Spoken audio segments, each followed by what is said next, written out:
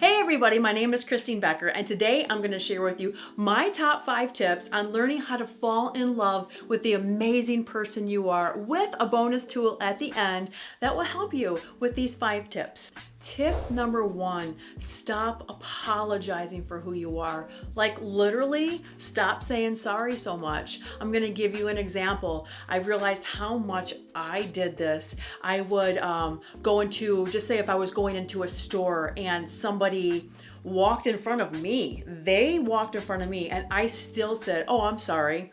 I learned to be aware of that, and when I did, I didn't realize how much I was saying it. I kept saying, "I'm sorry." And before you think, what's the big deal? It is a big deal because you're apologizing for being human. You're apologizing for yourself, and especially when it's not warranted. Like obviously, if you truly did something wrong and you need to apologize to somebody, obviously you apologize to them. Don't apologize for who you are.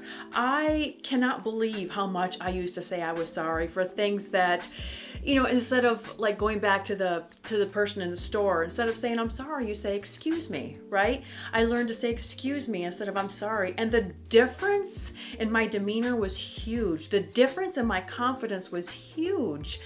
Just learning new ways to talk instead of always apologizing for yourself. So stop always saying sorry for just being who you are. The number 2 tip I have is stop trying to be somebody else. Look, we've all been in those stages, or at least I have been, where like during middle school or whatever, and or whatever time in your life where you're trying to be like somebody else because they're successful or they're popular. You try to be like that person. You think, well, if I'm more like that person, I will succeed. And that is the furthest thing from the truth, because everybody can see when somebody is being fake. Like when you are not being your authentic self, people can see right through that. So seriously, stop and think every time you're saying, "Wow, I need to be more like that." No, you don't. You just need to be yourself. Yes, you have skills that you can brush up on. Yes, we can all every day work to be the best versions of ourselves, but never try to be somebody you're not. Always be authentic to yourself. Always be yourself. And remember, your strengths are not somebody else's, and somebody else's are not yours. Like everybody's different. Tip number 3 ties right into tip number 2, and that is to be grateful for who you are. Be grateful for your strengths.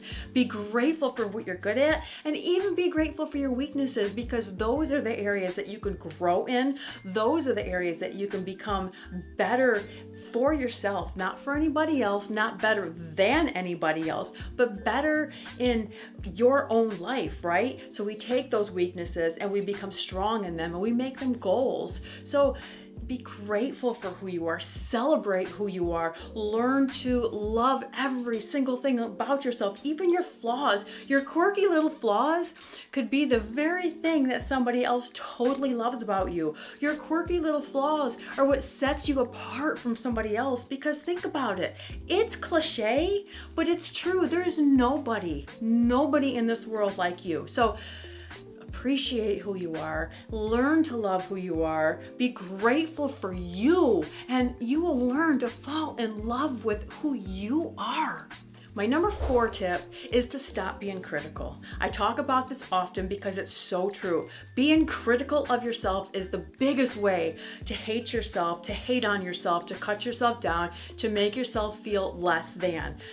To fall in love with yourself, you need to learn to stop criticizing and turn those criticisms into a compliment for yourself, guys. When you stop being critical and you stop calling yourself names and you stop thinking that you're not good enough, you will learn to fall in love with yourself. Start complimenting yourself. Start realizing how amazing you are. The number 5 tip I have for learning how to fall in love with yourself, truly fall in love with yourself, is stop saying should. Stop saying, "I should be doing this. I should be doing that. I should be further in life. I should be skinnier. I should.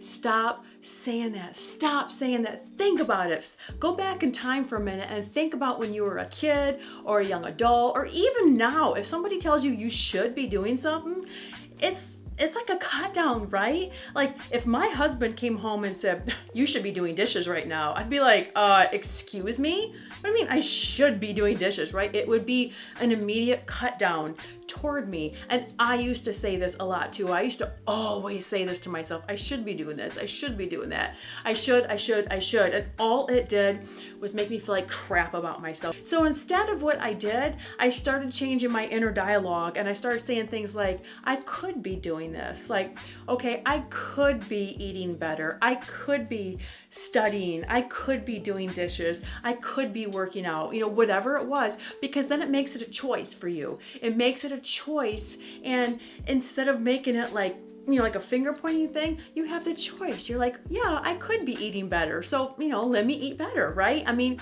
it sounds silly. It sounds like how would that work? But it does. It works. So start paying attention to your shoulds and just stop them. Stop saying should all the time. So the tool I have for you that will complement these 5 tips perfectly is a tool that I still use today. So what I do, it's a simple tool. Anybody can use it and nobody will even know, is I picture a big red stop sign. Like literally I think stop to myself and I picture this big red stop sign in my head, and it's just enough to change my thought pattern, because instead of maybe criticizing myself, I am thinking of that big red annoying stop sign, and it literally does make me aware of what I'm saying, aware of the road I'm going down, and it's at that point that I can make that conscious choice to change those thought patterns and to go down a more positive route. Okay, so I hope this video has been helpful for you. If it has, then please do me a favor and hit that thumbs up button and subscribe to this channel for new videos every Thursday. Thanks for joining me, guys. Bye.